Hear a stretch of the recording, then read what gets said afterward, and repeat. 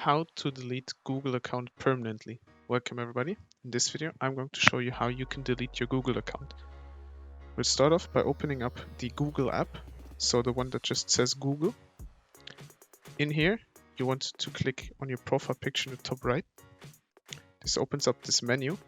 In here, you want to click Manage your Google account at the top here. There you go. The next step would be for you to go over to this taskbar at the top here and click on Data and Privacy. Once you're here, you want to scroll down, down, even more. Then you can see delete a Google service. That's not what we want. And under more options here, you can see delete your Google account. So click that. You would now want to log in to verify it's you. So enter.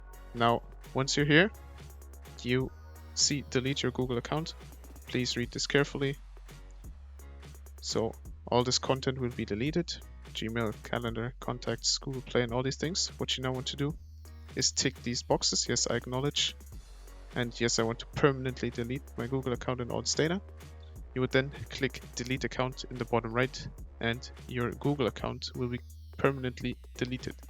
I hope this video could help you out. If it did, please leave a like. If you have any questions, leave them in the comments below and subscribe. I'll see you in the next one. Bye.